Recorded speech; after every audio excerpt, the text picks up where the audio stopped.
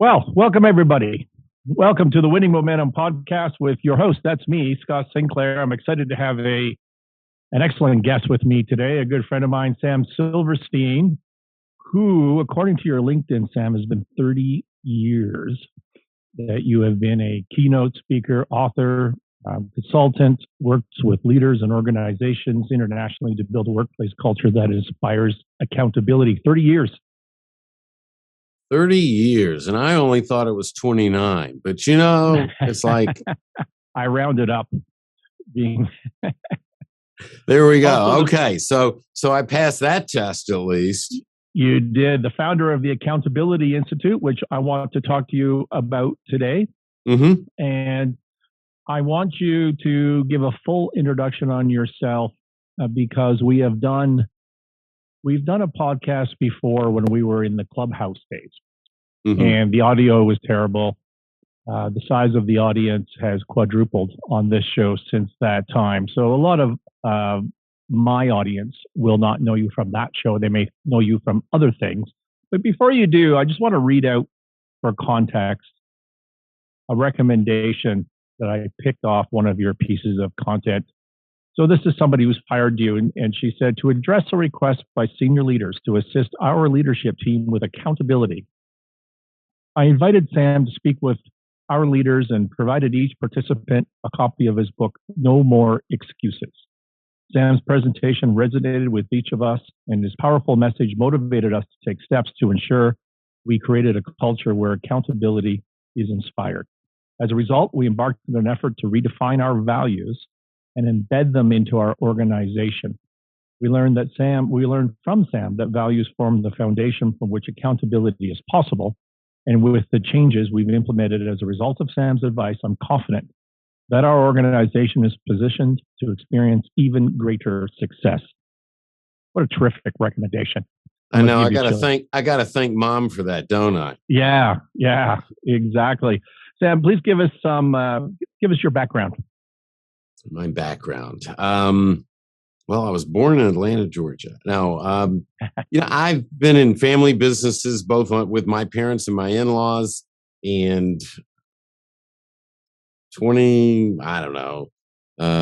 almost 29 years ago, not quite 29 years ago, sold a manufacturing and distribution business. I started writing and working with individuals and companies around the world, helping them be the best they could be. And it took me about 12 or 13 years to really understand that what this really came down to, the foundational keystone, was accountability. Not accountability as people thought it was, but accountability as it truly is.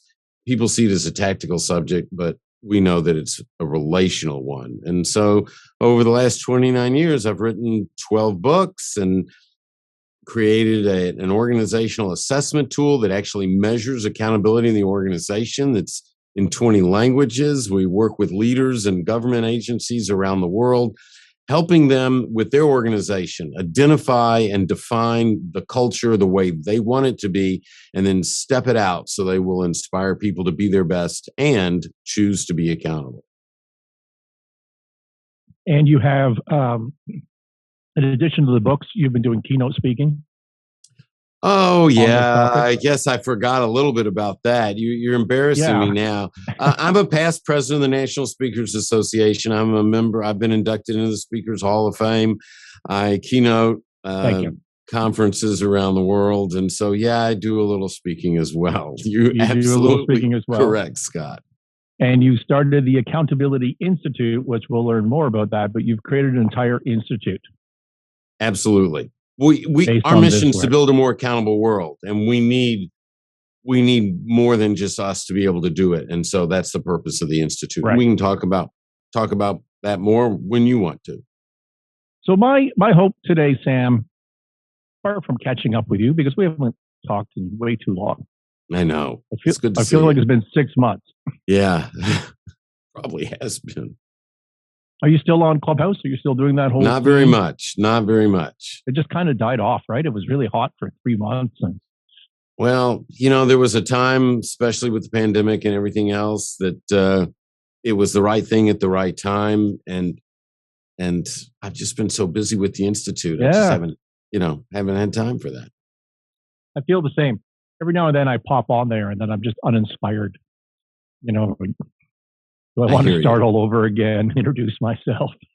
Yeah, I hear you. I hear you. My hope today, Sam, is I want to understand better this idea of accountability. And I would like my audience, which is geared towards entrepreneurs, owner managers, business owners, those that take the life-changing business risk of being responsible for a business, how they can apply these principles to their life and their business.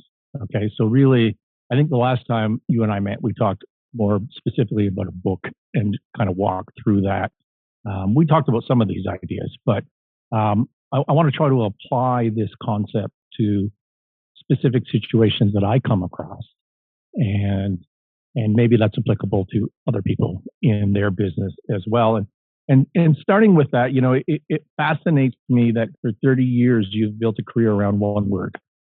Like that just constantly amazes me. Well, I think we need to set the foundation that really this is only important if you're trying to build the absolute best life you can have and build literally the best, longest sustainable organization that you could possibly build. And if you're not trying to do either of those, then this really isn't important at all, Scott. Right. Exactly. And on that point, I listened to one of your, I think in 2001, you were doing some, 21, you were doing some short 10-minute, 4-minute podcasts. And one of them said that, you know, accountability is about sustainable competitive advantage. And just before we get into that, I want to focus on the definition of accountability, because that's where I first start to trip up. And I know I'm not the only one, because you did a podcast specifically on that, on the definition. How do you define accountability for this purpose as it relates to or differs from responsibility, which I think would be something that would be confused a lot? Accountability to who? To yourself, to others? How does that work? How do you define this term? So I define accountability as keeping your commitments to people. You're responsible for things, but you're accountable to people. So, you know, that I'm responsible to get the report done. I'm responsible to do the inventory. I'm responsible to sign the payroll checks. Those are responsibilities. But accountability is a commitment to people. Accountability only exists between people. Responsibility is tactical. Accountability is relational. And so it's the relational commitments to people that we can talk more about, but it's those relational commitments that really make up what accountability is. And we also need to define what a commitment is. And a commitment is no matter what. It's absolute. It's not maybe, if well, if nothing better comes along, it's absolute. And when people know you're committed to them in specific areas, then what happens is you create a bond, in a relationship to where they would rather die than let you down, because they know first and foremost, you would rather die than let them down. Now, that's different from a transactional view of accountability, where we hear leaders go, I'm going to hold you accountable. Well, that's like putting a gun to someone's head. Nobody wants to be held accountable, but people want help being accountable, being successful. And when someone knows when they know that you have their back, that you're there for them, that you want to see them succeed, that you're not just manipulating them to do more, to put more money in your pocket, then everything changes. And so if I were to put that into my words, I'm not holding an employee accountable to a production standard, for example, to their responsibilities, right? You're going to make 100 widgets this shift. That's not what we're talking about. Absolutely. What we're talking about is being accountable to a set of values.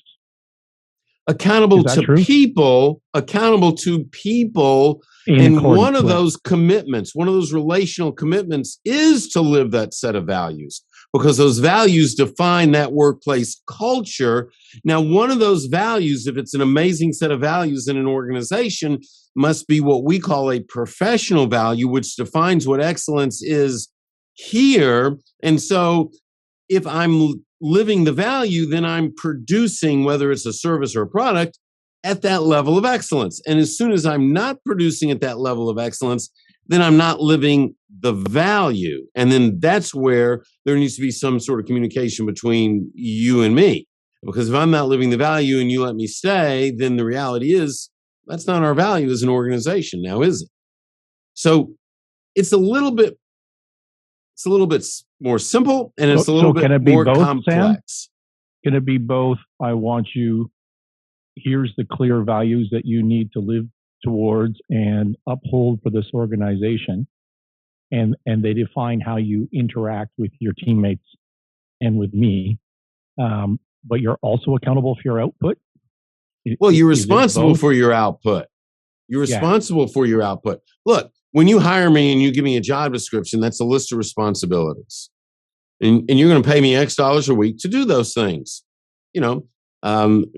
Whatever it is, my responsibility is to sweep the floor. My responsibility is to make sure output is coming. If I'm a production manager or engineer, whatever the job is, okay?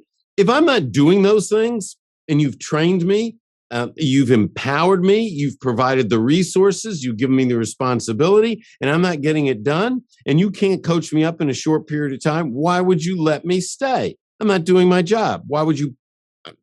Fine, I'm going to go take 5 jobs, get 5 paychecks, and never get a bit of work done. I mean, that sounds like a great deal, doesn't it? Welcome to 2022. Well, I don't know. So accountability, though, is between people. So responsibility is one thing. Now, you mentioned these values, and a great set of values. If an organization is going to create a great culture, they have to have a great set of values, and those cover 4 areas. One, there's foundational values, which talk about the character of the organization. Relational values, which you mentioned relationships, and those talk to both internal relationships and external relationships. We have to have both. Yep. And then there's professional values. We talked about that. What is excellence here? And community values. How do we connect with and support the community that we're part of? A great set of values in their totality. One or more of the values will cover one or more of those areas so that we cover all 4 areas. Then we know what the ground rules are. Then all I have to do is live those values to a level of excellence, and I'll be contributing to the culture. The challenge comes in when the leader isn't living the values. The leader expects people to do something they're not willing to do. They lead like some parents try to parent, do as I say, not as I do. That doesn't work at home. It doesn't work in business. And the leader allows people to stay in the organization because they produce in some area, but they're not living the values. Because if you let one person stay that's not living the values, then the rest of us know we don't have to live the values. Then the values don't exist. And the culture that you've supposedly defined doesn't exist either. And accountability is shot. Yep. So I want to walk you through an example. Actually, before I do that, I started off that section by saying that you have said that there's sustainable kind of competitive advantage to being an accountable organization. Yeah. How do we know that? I mean, it feels right. I believe it. But have you ever seen studies we measure on that? So, how do you measure it? Yeah, well, there's several ways. First of all, you can measure it anecdotally. Second of all, there's an organization in Lubbock that unemployment is 0 down there. And when they have a job opening, they get 40 to 100 people apply. Now, in a time when organizations are having trouble finding good people, why do they find so many good people? Well, it's a result of the culture and the accountability. And then we measure it using what we call the accountability index, which is our assessment tool. And we can see its presence or its lack thereof. And so accountability and creating this powerful, sustainable culture connects directly to the bottom line, which is why an entrepreneur, a startup, up to someone that's been in business for their entire life should be very concerned and very focused on where their culture is, even if there's only 1 or 2 people in the organization. Mm-hmm. Yeah, that's amazing.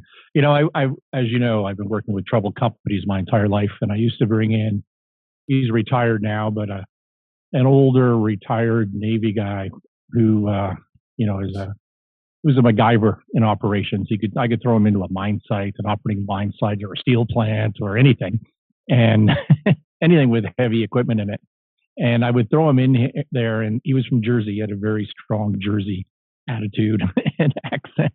And I would send him in, and the employees would be terrified day one. And in 2 to 3 months, they would die on the hill for him. And I'm certain from 30 years ago, they still talk to him to this day. And he built such a loyalty by there just be no bullshit, full accountability for everything.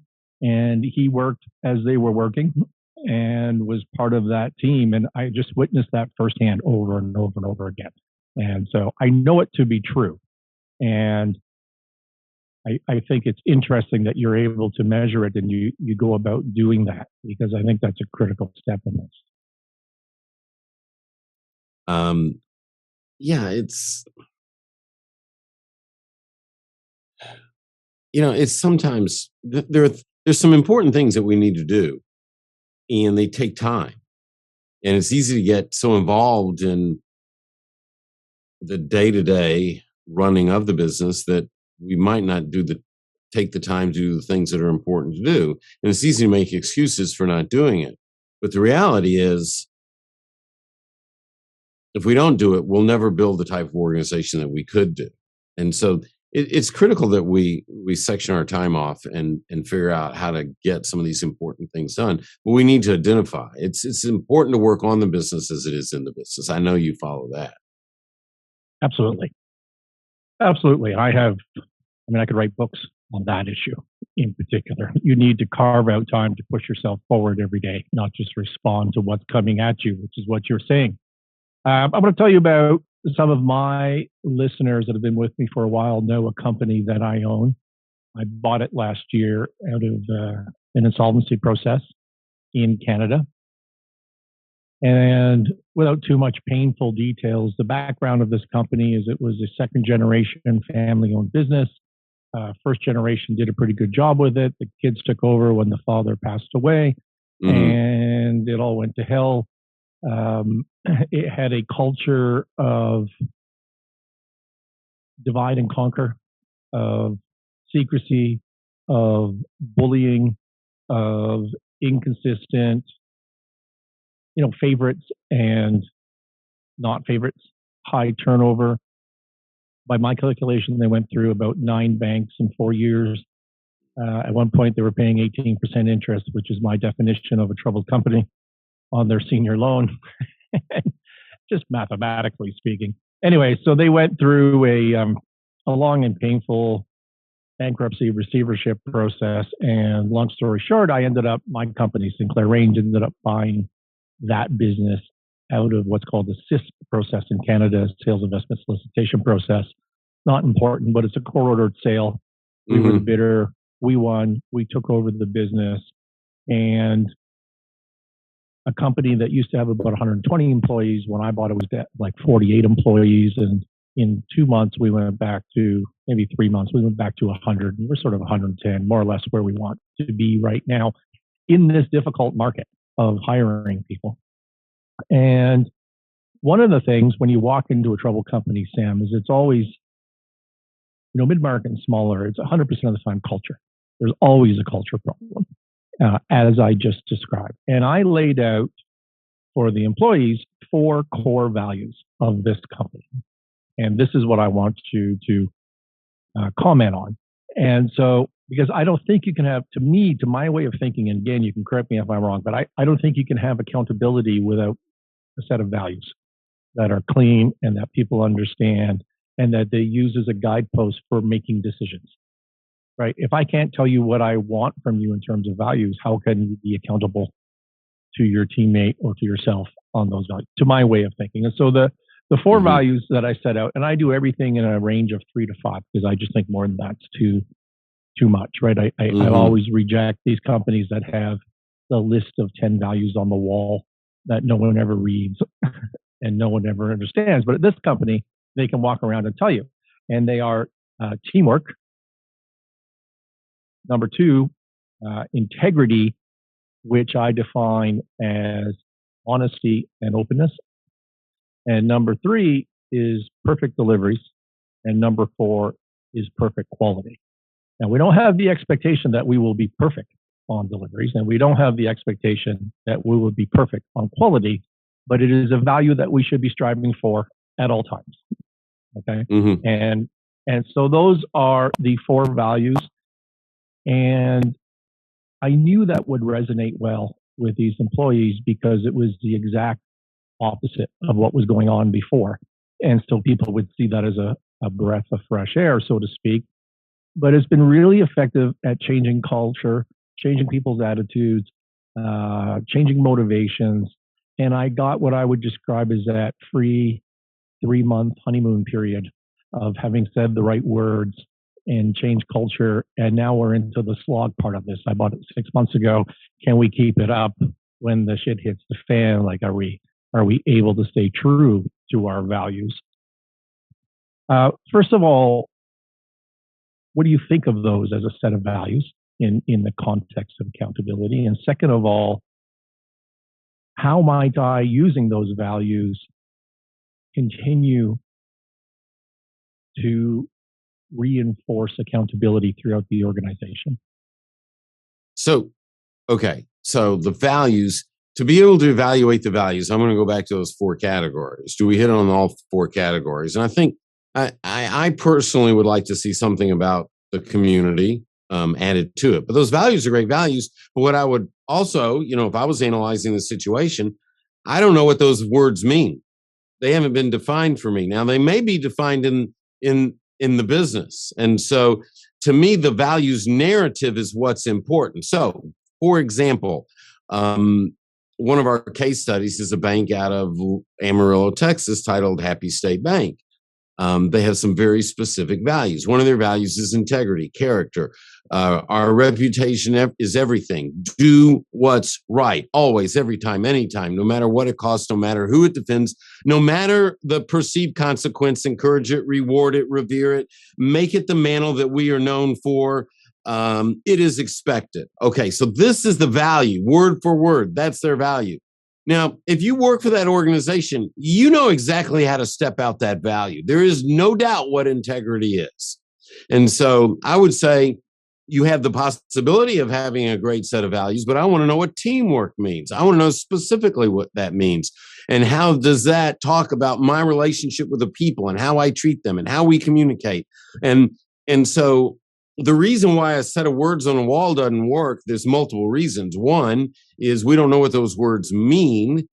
2, leadership doesn't spend enough time talking about them, teaching it. And 3, they may very well not even be modeling it. But if values are important in an organization, it is a part of every conversation, every meeting. Decisions that are made are connected back to the values. So when we make a decision to do something, is it connected back to the value of teamwork? Or perfect delivery. If the conversation doesn't connect back to the values, the people don't understand the values, they can't live the values. Yep. Okay. So those are great values.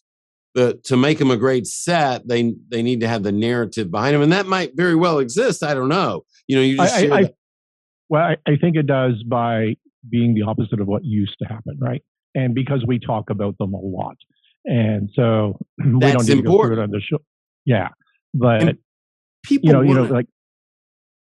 want to work at a high standard. They want to produce at a high level. People want to be part of excellence. And what you described was excellence. And if what they were used to wasn't, most of the people will make that move. And the ones that don't basically just self-select it out. And you allow them to go elsewhere. That's all. Which is exactly what's happened. And what I found in this organization, the reason we were able to hire so effectively when no one else could find staff is all of the old employees that left when the second generation took over have come back. They've been applying for jobs. And, when you double the size of an organization in 2-3 months, you're going to make mistakes. And we've been weeding out those mistakes, people that don't fit within that value set. But for the most part, people are excited to come back, and we're getting applications, and they've been a tremendous success. Now, what I'm worried about, though, which was the second part of my question, is as I said, we've got over that honeymoon period. And now we're into the hard slog of turning this business around. There's more pressure than there used to be. And, what are some strategies that we might use to continue to reinforce accountability? So, great question. And I always look at top down. But when I say top down, I mean to everyone. It's got to get to everyone. So leadership needs to understand what accountability is. We talked about that definition. And then I think that's important to spend time learning what these 10 relational commitments are. One of which is a commitment to live the values. One of which is a commitment to it's all of us, which means if you fail, I fail, and only when you succeed do I succeed. A commitment to stand by you when all hell breaks loose. A commitment to sound financial principles. A commitment to the truth. A commitment to a good name. And this sort of understanding and education, when leadership understands that, wow, they might be doing it, some might be doing it, when it's purposeful. And that's the key, is being purposeful. And the reason you ask the question, Scott, is because you want to be purposeful. See, not just have it happen by accident. Well, when it's purposeful, then leadership starts seeing people differently. They commit to them differently. And then those people deliver a different result. So, one, the values need to be a part of every conversation, need to stay front and center, that you're doing that. We need to help leadership at all levels understand what a commitment is and understand these 10 relational commitments. And we need to protect the culture by not allowing anyone to stay there that's not living those values, which means if someone's not living them, they get coached up immediately. And quite frankly, we hire slow, fire fast. If they don't change, then we're going to let them go. As soon as you let someone go, someone comes into your office, they go, Scott, what took you so long? Because they knew that person needed to go. 100% of the time. Exactly. And so in now, fact, 100% of the time, Sam, I say to myself, Scott, what took you so long? I understand that. Exactly. So you're protecting that culture for people. Creating a high performance culture, boil this down. We define the culture through the values. We model the culture as leaders. We teach the culture to everyone in the organization. We're constantly talking about culture. We're using the word culture. We're talking about protecting the culture, which is the fourth step, is to protect the culture. And we do that by not allowing people to stay who aren't living the culture. And that creates a place that I want to be. I want to be around other people who are working hard, who believe in teamwork, who want to put a quality product out, whose word is their bond, who they're transparent, forthright, and honest. Who doesn't want to be in that? And if you don't get rid of the person that's not living it, you're not protecting it for me. And then fifth, we need to celebrate that. We need to celebrate our wins, our successes. Yes. We need to celebrate when something happens, not just celebrating a holiday, celebrate when something happens because of the culture, and connect the dots back for people so they see it. Then everyone in the organization becomes an advocate for that culture. Yes. That's an amazing last point that I think we all lose sight of in a hectic, turbulent economy and world that we live in right now. And I think that's so important. It's part of my mantra of leading with positivity and never really speaking about negativity. It's not being delusional. You have to deal with reality, but you enforce change. You create change through positivity, not through pointing out defaults and celebrating things. That's what motivates people. So that's a tremendous point. Part of the reason I'm asking these questions, I'm using these issues as context to help somebody else listening to this with a business meeting the same set of challenges. And in particular, I walk into so many troubled companies that just have values on the wall, like a set of accessories, and it doesn't mean anything to anybody. They ignore them. And I don't want to say it's 100% correlation, but it's pretty high. It's interesting you say that. I was in the Netherlands, big insurance company, and there was a meeting with leadership, and it was in their theater, and the theater had this outside area where you walk in, and it'd be where you were serving cocktails and hors d'oeuvres before a big event or something. And it was all wood. It was beautiful. You know, the walls were all slatted and all wood. And up on the wood in metal were there 7 values. Now, I go into the room. Now I got to tell you, I didn't know what they meant because they weren't in English, but that didn't matter. I went into the room where everyone in the room, besides speaking English, spoke the native tongue. And I said, so what are the values of the organization? Nobody knew what they were. So the fact that they're up on the wall just means that whatever money was spent. Part of the art. Art. Yeah. Art. I see it all the time. Yeah. I'm working with a petrochemical company, 2,400 employees, dealing with the 24 leadership group of 24 people. We get to the part where we're talking about values. And I said, just out of curiosity, what are your values? And there's this dead silence in the room. And then the CEO says, anyone, just throw one out casually like that. I'm waiting. He says, anyone, just one. Then he gets down on his knee. I kid you not. He gets down on his knee. He says, will someone please share one of the values? Nobody, they had 4. They only had 4, Scott. No one knew what one of the values. So what does that say? It says the leader never prioritized the values. The leader never talked about the values. He didn't model the values. He didn't talk about how the values connect to the culture. He didn't talk about how people are responsible to live the values. Nothing. If he had done that, instead of just pasting them on the website, they might have meant something there. By the way, this was an organization that in excess of 90 of the people said on a survey that they wouldn't recommend working there to their family or friends. Because there was no values. Yeah.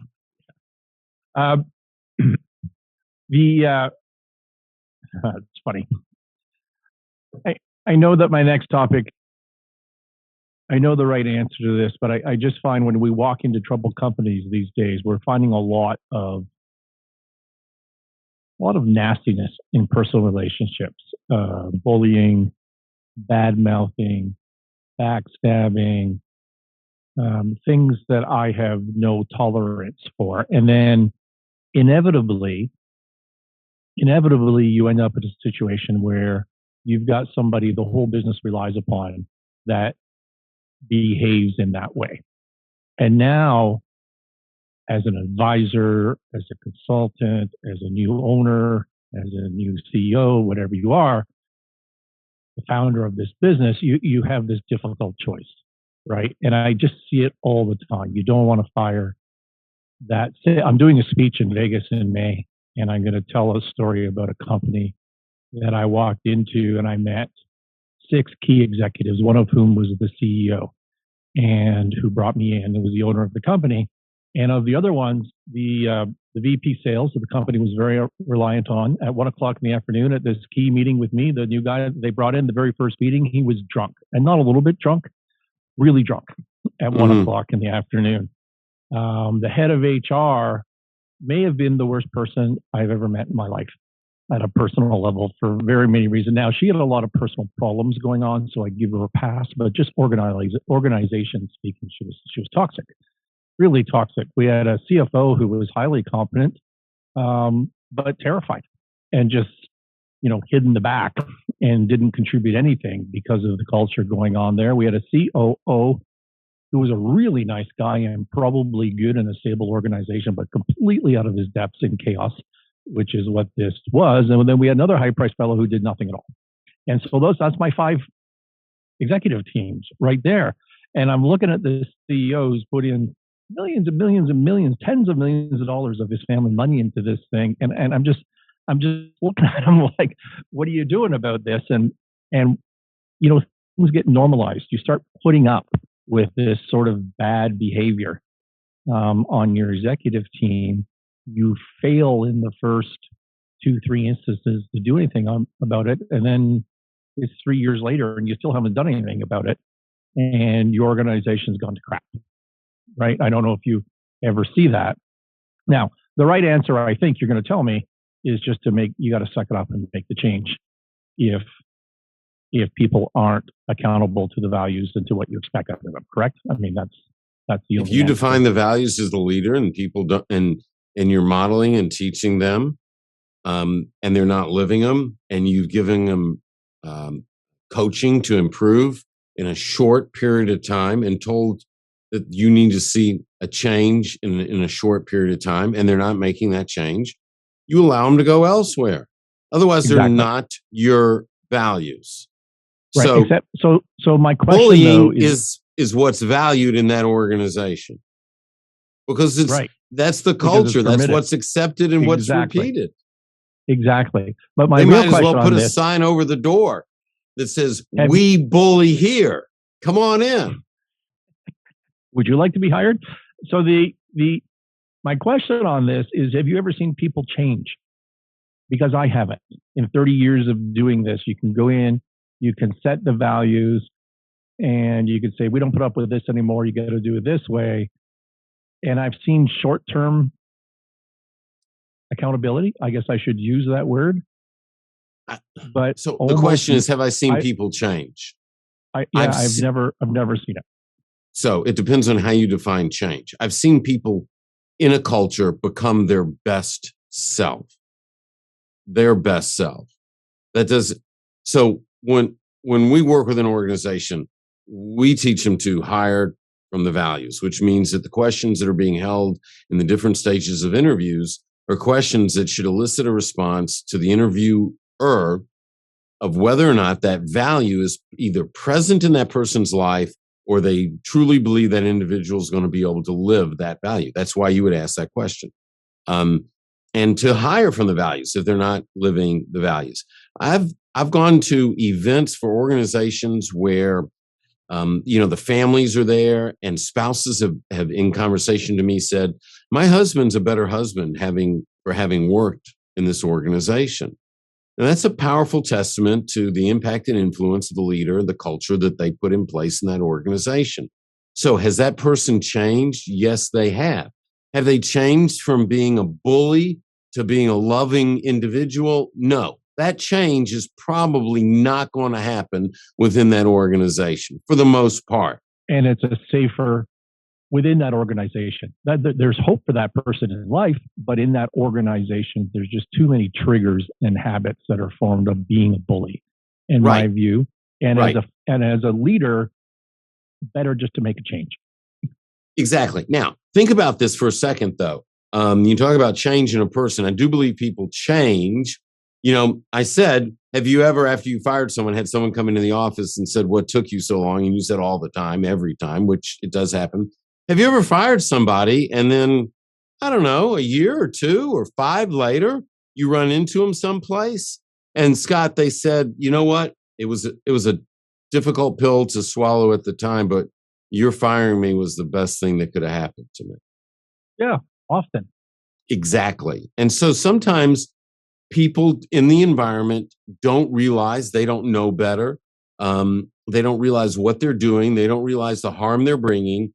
And it takes that firing. It takes an event. It takes an awakening. And so in that situation, letting them go is still the right thing to do.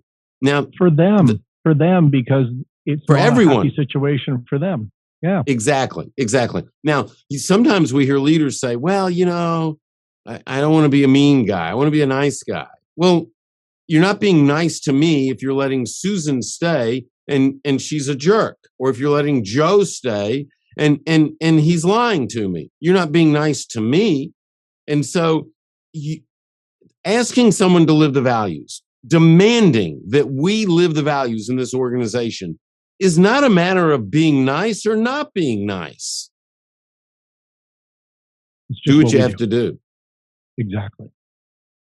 But don't fall into the trap of disguising this under the misaligned statement that I hear leaders say, this isn't personal, this is business, because that is not an accountable leader. Every interaction between two human beings is personal. Even if you're discussing the finances of the corporation, it's a personal conversation. I've never heard that before. I find that really weak. It's unbelievable, isn't it? Yeah. I mean, I've heard a lot, and I've done it myself, that, maybe we're not doing a good job managing this person. Maybe if we set different expectations and, give them a timeline and whatever. I've heard a lot of that, which, 80% of the time is just making an excuse and not wanting to do the hard job. Right. I'm dealing with this on multiple cases right now where, for frankly, all of COVID, I didn't want to get out of my bubble and go do the hard thing that needed to be done. And I just put up with a lot of stuff that I shouldn't be put. So there's laziness, and I've got other issues I want to think about right now.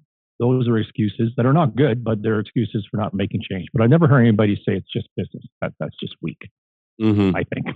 Mm-hmm. Yeah. Totally agree. Sam, an accountable lifestyle. This is more than just business. That was a good segue, I thought. I've been asking guests on this new rebrand, the Winning Momentum podcast. I've been asking guests in the last couple of months, because I'm just seeing in the marketplace a tremendous amount of personal stress and angst if you're in business, right? We've got inflation that I think in the US today was 8.3, 8.5, somewhere in that range. So a very, very high, unacceptable number. Interest rates are going up. They will go up further. Liquidity will dry up, which is going to be a problem, which means that insolvencies are going to pick up. Supply chain problems. Are you trying to depress me? I'm giving you an opportunity to talk me off the ledge. And I've had plants shut down for lack of steel, lack of rubber, lack of commodity. We've just shut down for a couple of weeks. We got a war going on that, causes a lot of stress for a lot of people. So you look at all this trouble in the world. Can an accountable lifestyle, can having at a personal level a set of values that you are accountable to yourself and to your family and to those that are close to you, it would seem to me that could help navigate these turbulent times. Have you ever thought about that? Oh, a lot, actually. And so this sort of falls into the category of what I call the three big questions. There's three big questions we all have to ask and answer. And it applies, it's so applicable in life. It applies right now like crazy. The first is, what do you believe? What do you believe? What do you believe about yourself? What do you believe about the people around you? What do you believe about opportunity? What do you believe? Because action follows belief. You got to know what you believe. Now, beliefs are inward facing, values are outward facing. What do you believe your purpose is? You need to know your purpose individually. Does it align with the purpose of the organization? What's your mission? You need to know what that is. Your mission is your purpose in action, either as an individual or as an organization. So you need to know what you believe. The second thing is, what do you focus on? What do you focus on? You listed a bunch of things I cannot control. So I either focus on what I can control or I focus on what I can't control. If I focus on what I can't control, then there's fear, there's angst, there's uncertainty. I'm getting bogged down. I can't make decisions. I do not move forward. And we all know in business, speed is a powerful asset. Standing still is not going to be your friend for the most part. So what do you focus on? Those things that you cannot control or those things that you can control? And then the third thing is, what do you commit to? What do you commit to? And so those relational commitments that I talked about, and it's about committing to people, and it's about committing to supporting people, being there for people, living your life by a set of values that are proven to produce good. When you focus on these things, when you ask and answer these three questions in times like these, you're going to be moving towards being your best self individually. You'll be moving your organization towards being its best self. And It's, yeah, boss, I'm sorry, sales are down, inflation's high, costs have gone up. Well, great. But meanwhile, the competitor's doing amazing. Why are they doing amazing? Well, they're not making excuses for not getting sales because inflation is up. They're out there doing whatever they need to do. They're looking at what they can control. They're making decisions that align with their values consistently. This is why at the beginning of the interview, I said none of this was important unless we really cared about trying to be our best self individually or organizationally. Exactly. Thank you for that. Sam, tell us about the Accountability Institute. What might the, I don't know, do you call them students or members or? Well, the Accountability Institute, like? The Accountability Institute, which is available, more information at the accountabilityinstitute.com. We offer a certification called Certified Accountability Advisor. And there are two groups that we offer this to. We offer it to individuals who are working inside of an organization, working on building workplace culture that is powerful, positive, sustainable, and then inspires accountability. And we certify these individuals inside the organization and then provide them with all the tools and the resources to keep this conversation ongoing, to train at all levels, from the senior level, literally, to the production line, on how to build accountability, how to be better leaders and build a sustainable culture. And then we have independent business consultants and coaches who want to earn this certification so that they can take the plethora of resources, courses, facilitation guide, PowerPoint, participant workbooks, and use with their clients. They can use it professionally in their coaching and consulting endeavors to help their clients build more sustainable organizations. And this our has mission been is going on for a year. Go ahead. About a year you've been doing this?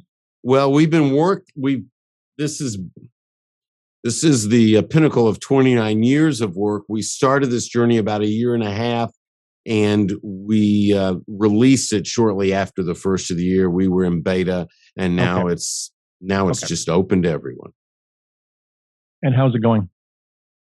It's going great. The feedback has been incredible. People are loving the certification process, and they love the resources that they're able to use with their organizations. Give the website again, please. theaccountabilityinstitute.com. All right. You have a new book already or coming out soon? I haven't seen it yet. Well, there's a book coming out. The last book is The Theory of Accountability that came out earlier this year, but I have a book coming out in October of 22, which is called The Accountability Advantage. You may be able to pre-order it on Amazon, actually. And the Accountability Advantage is all about creating that high performance and sustainable culture, both in your life or in your community or in your organization. Sam, out of all your books, if someone were new to this and wanted to dip their toe in, what would be the most user-friendly? And Scott, that's like where should they start? Which one of my kids do I love most? Exactly. Where should they start? I'm going to say start with No Matter What. Okay. And the reason why is because it talks about the 10 commitments of accountability, and the reviews on it have just been outstanding. And I just think it'd be a wonderful place to start. Good question. And if I recall correctly, No Matter What is the book that you asked me to read the last time we spoke, and we walked through that. And so you can look on the YouTube channel of the Winning Momentum podcast and search Sam, and you will find a prior episode that actually takes you right through that book, as I recall. Well, at least I'm consistent, if nothing else, right? Now, I gave you no advance warning of this. By the way, how are we doing on time? I feel like we're getting to the top of the hour, which is what I asked you for, correct? Mm-hmm. We're good. About right? Mm-hmm. I ask every guest their 3 tips on changing momentum, and that could be in life or in business. So let me give you a little context while you think about that. This podcast is called the Winning Momentum Podcast. And when I walk into a troubled organization of any sort, and my job is to turn around that business, I don't care if I'm consulting or if I'm buying it or I'm lending to it, it doesn't matter. One of the immediate questions is, what is success? Is there any scenario where you're troubled today and you're not troubled tomorrow? How do you define that? What is the objective nature on that? And the answer is there is no answer. You have to define success yourself. And because success to you is going to look like failure to a bunch of other people. And that's just the nature of this business. And you don't measure success or troubled or not troubled based on your liquidity, based on cash on the bank, based on profitability or lack of profitability. I define it based on momentum. When you wake up tomorrow, are you going to be confident that that's going to be a little bit better of a day than today was? Is today a little bit better than yesterday? That is positive momentum. And when you have positive momentum, you attract resources, human and financial, because people want to work for something that has positive momentum, and they don't want to work for something that has negative momentum, right? And people want to invest in something that has positive momentum, and they don't want to invest in something that's going down the tubes, right? So to me, success is about today being better than yesterday and tomorrow being better today. It's about momentum. And your role in advising business in the Accountability Institute has a lot or everything to do with changing culture, changing organizations. What are your top 3 thoughts, tips, action items for changing momentum? Action follows belief. So if you don't have the momentum that you want, it's not because of a way of doing, it's because of a way of thinking. And it's not about changing what you do. It's about changing how you think, what you believe. So the absolute first thing I'd have to stop and say is, what beliefs are leading to these results? Because those beliefs might very well be wrong beliefs and not the right belief. And so then the question becomes, so the first thing I'm going to do is analysis of what I believe that's generating that result. And how should I change that? What should I believe that's going to deliver a better result? That would be the very first thing that I would do. Now, as far as 3 things, you could, if you're looking at the result that you're getting and you can identify what you believe is the belief that's causing it, then go find someone else that's doing it different and find what the belief is that they're using that's getting a different result. And so that would be the second thing. And the third thing is adopt it and take action and don't wait and don't wait. But it's all going to tie to that. It's all going to tie to that as I see your structure. My very first item on any list that has anything to do with troubled companies, right? So changing momentum, refinancing, turnaround plans, restructuring, anything to do with troubled companies, my number 1 item is to admit you're in trouble, which is exactly what you said, which is, you need to challenge your assumptions of what you think because you're wrong. Because, right, by definition. Right. And you keep doing the wrong thing, you're going to keep getting the wrong result. And so, when you shared the example earlier in this conversation about going into that organization and changing the values, creating a set of values that define what they were going to do there, you were changing the belief system. You said, in this organization, we have teamwork. We have integrity. We perform at a level of excellence that you defined. So you changed the belief system. And then that led to a change in action, which leads to a change in results. Love it. What you believe is such a critical question, knowing that. And people don't realize, I think, the depth of the importance of that. No, I don't think any of us do, because what it does is it backs into a conversation of confirmation bias. And you start looking for facts and manipulating facts to support what your belief is. And you ignore facts that go against your belief. And then all of a sudden, as I've said before, you've normalized working with someone who's got a substance abuse problem during the day or a bully. And you think, well, that's okay. That's just the way he is. Right. And you just need to set up KPIs, some sort of objective trigger to let you know, oh, wait a minute, what I'm doing isn't right. And then go back to the start and challenge every one of your beliefs and see if you can think differently, just as you said. There's some good alignment there. Anything else we want to talk about, Sam? That was sort of my list. Man, I think we kind of covered it. Boy, what a great conversation. This is always so much fun, Scott. It was an intensive hour. Sam, how do people reach you, and why do you want them to reach you? In other words, what should they reach you for? If they're interested in the Accountability Institute, either becoming a certified accountability advisor as an independent professional or talking about bringing that into an organization, then it's Sam at theaccountabilityinstitute.com. And if they have an event coming up that they want someone to come in and speak about accountability with passion and purpose, then we're always looking for that. And you can reach out to me by just going to samsilverstein.com. And there's all sorts of ways to connect with us there. And there's all sorts of free resources at samsilverstein.com as well. samsilverstein.com. I heard a rumor on the street that our favorite law firm was trying to hire you to speak. I don't know if that ever worked out. We have an ongoing conversation. I hope it works out for both of you.